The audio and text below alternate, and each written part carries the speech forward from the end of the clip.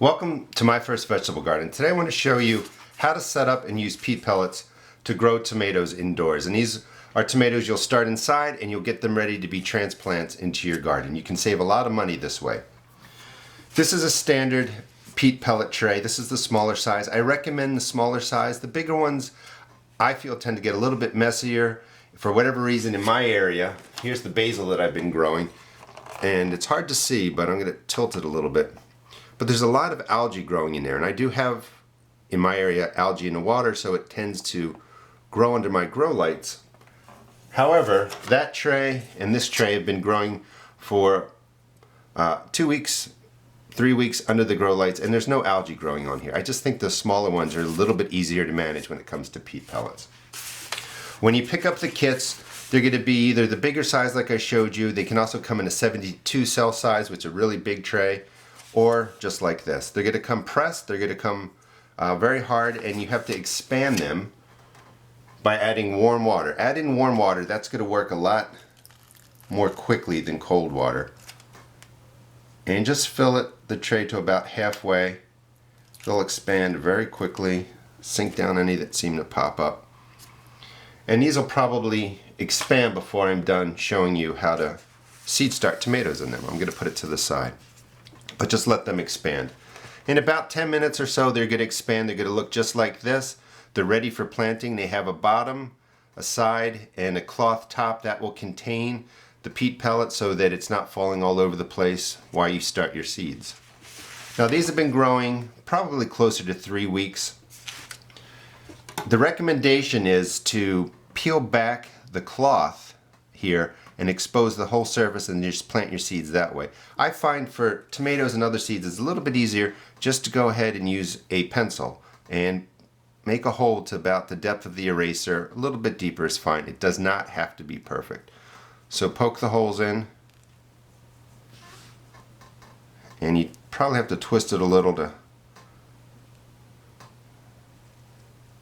make sure the sides starting mix doesn't collapse into it. But you're going to make just planting holes just like that. And then put in 2 seeds. You don't want to put in 1 seed. You don't want to be waiting around for 1 seed to germinate that's not going to germinate. So just put in 2, and you're going to have to thin these. In some cases, when you use a starting cell like this, and I showed you how to do that, if you have 2 seeds in there, you can pull out the whole plug, gently break it apart, and then you have 2 tomatoes to put into transplant cups. With these peat pellets, it's going to be harder to do that. The roots are really going to grow together. So I recommend just growing one, just like this, 1 tomato in these pellets. And they can be transplanted directly into the garden if the weather's right, or they can go into another container to grow bigger transplants. So once you have the 2 seeds in, you want to put a starting mix that you might have laying around into the hole and press it in. Make sure the starting mix and the peat pellet and the seed all have nice contact. That will help the water get to the seed. The seed will swell with the water and it will germinate. Do not use a soil from another house plant or from outdoors. That will bring in or actually increase the chance of fungus and mold and different diseases getting into your seedlings. You want to use a sterile starting mix. If you don't have a bag starting mix, which I just happen to have a lot from doing all these videos and starting a lot of things, just take one of these and use it as a sacrifice. Peel it open, drop it into a container, and then you would use the soil that's in here, because it is sterile, to fill the holes of the other peat pellets.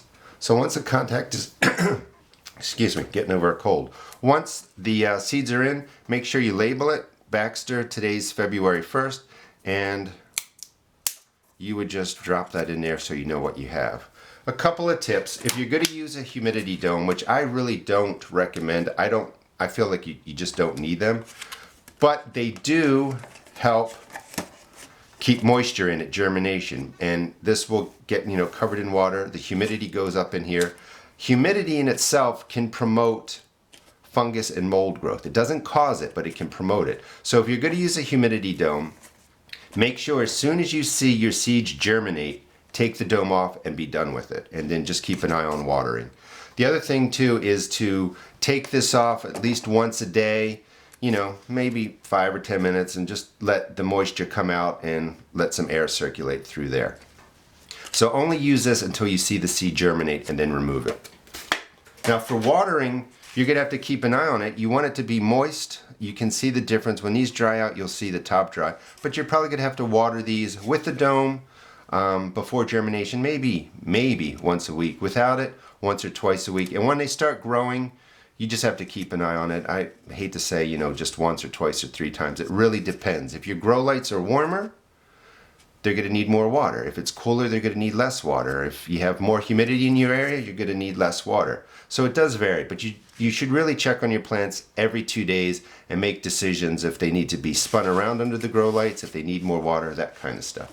Now these have been growing probably almost 3 weeks, and you can see in this case 1 came up, 2 came up in here. That's why you want to put in 2 seeds, just so you're not waiting for a seed to come up that's not going to come up. If more than 1 come up, you're going to have to pick one, and these are just a little bit small. When they get bigger,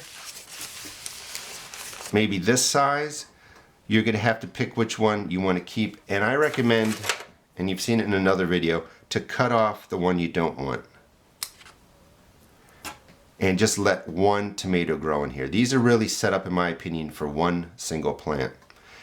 And you don't want to pull the plant, you don't want to pull the seedling out that you're getting rid of, because the roots are going to be so intertwined in there. When you pull that one out, you're going to damage the roots of this plant. So just snip it off, and you can see there's 6 great transplants starting here. It'll take about 5 to 7 days for your seedlings to come up. So if you're using the humidity dome, keep an eye on it. And you want these to be under the light for at least under grow lights, about 2 inches beneath the grow light, 2 or 3 inches. And you really want them to be under the light for at least 14 hours. Hope you enjoyed the video. Please check out my blog at www.therusticgarden.blogspot.com, and also check out my other YouTube videos. Thank you.